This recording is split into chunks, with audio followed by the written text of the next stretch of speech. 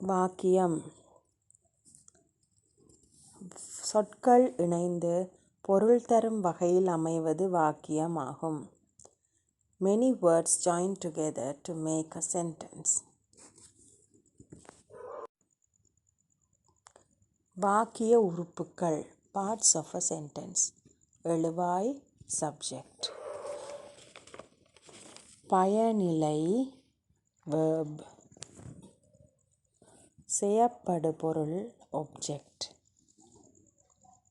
எழுவாய். உருபுகள் ஏற்காத பெயர் சொற்கள் மட்டுமே எழுவாயாக வரும். உதாரணம்: கிளி, தம்பி, பூ, வீடு. உருபை ஏற்கும் சொற்கள் எழுவாய் ஆகாது. கிளியை, தம்பியை. வாக்கியம் ஒன்றில் முதலில் நாம் பயனிலையை கண்டறிய வேண்டும். அந்த பயனிலையுடன் யார், எது, எவை எனும் வினாக்களை கேட்பதன் மூலம் பெறும் விடையே எழுவாய் ஆகும். உதாரணம்: அவன் மரத்தை வெட்டினான்.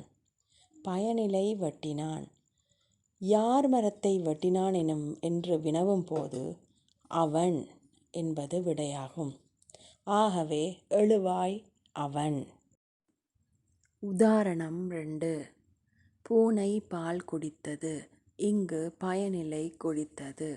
எது பால் குடித்தது என்று வினவும் போது பூனை என்பது விடையாக அமையும். ஆகவே எழுவாய் பூனை. உதாரணம் 3. மரங்கள் முறிந்து விழுந்தன. பயனிலை விழுந்தன.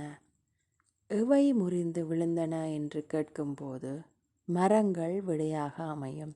ஆகவே எழுவாய் மரங்கள். பயனிலை.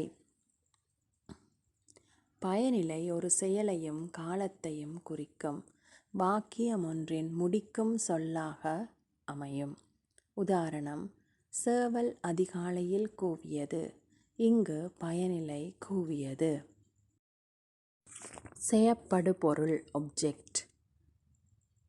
பயனிலையுடன் யாரை, எதனை அல்லது எவற்றை எனும் வினாக்களை கேட்பதன் மூலம் செய்யப்படுபொருளை அறிந்து கொள்ளலாம்.